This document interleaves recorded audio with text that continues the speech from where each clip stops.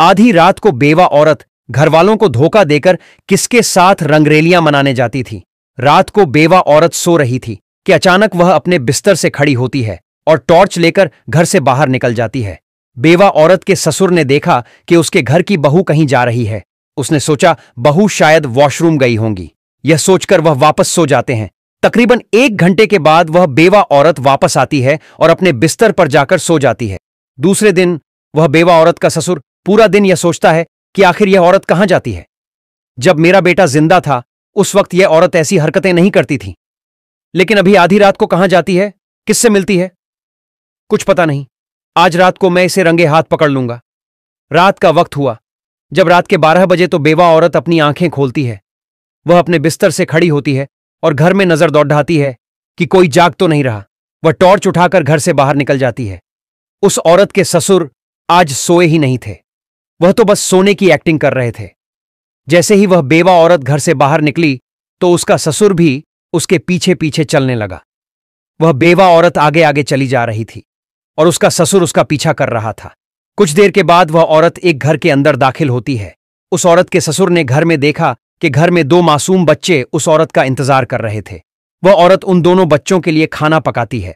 खाना पकाने के बाद दोनों बच्चों के हाथ और मुंह धुलाती है और बड़े ही प्यार से उन दोनों बच्चों को खाना खिलाती है। खाना खिलाने के बाद दोनों बच्चों को प्यार से सुलाती है। जब वह दोनों बच्चे सो जाते हैं तो औरत वहां से निकल जाती है। जब औरत घर पर पहुंचती है तो उसका ससुर जाग रहा था। अपने ससुर को देखकर वह औरत चौंक जाती है। उसके ससुर ने कहा, देखो घबराने की जरूरत नहीं है, आखिर मामला क्या है, मुझे सच सच बताओ, वह दोनों बच्चे कौन थे और तुम उसके पास रोजाना क्यों जाती थी। बेवा औरत ने कहा, अब्बू वह दोनों यकीन बच्चे हैं। जब आपका बेटा और मेरा शौहर जिंदा था तो रोजाना रात के वक्त उसके घर जाते थे और उन दोनों बच्चों को खाना खिलाते थे।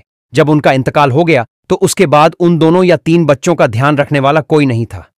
इसलिए मैं मेरे शौहर के रास्ते पर चल रही हूं और मेरे शौहर ने जो काम अधूरा छोड़ा है वह मैं पूरा कर रही हूं और उन दोनों मासूम यतीम बच्चों की परवरिश कर रही हूं।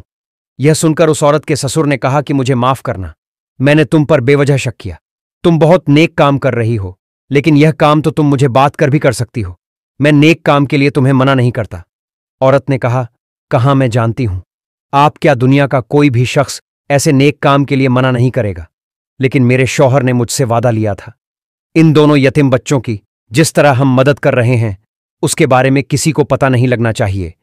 इसलिए मैं चुपके से इन दोनों बच्चों की मदद करती हूं और किसी को नहीं बताती। दोस्तों, बेवा औरत ने किसी को बताए बगैर चुपके से जो किया वो सही है या गलत, हमें कमेंट बॉक्स में जरूर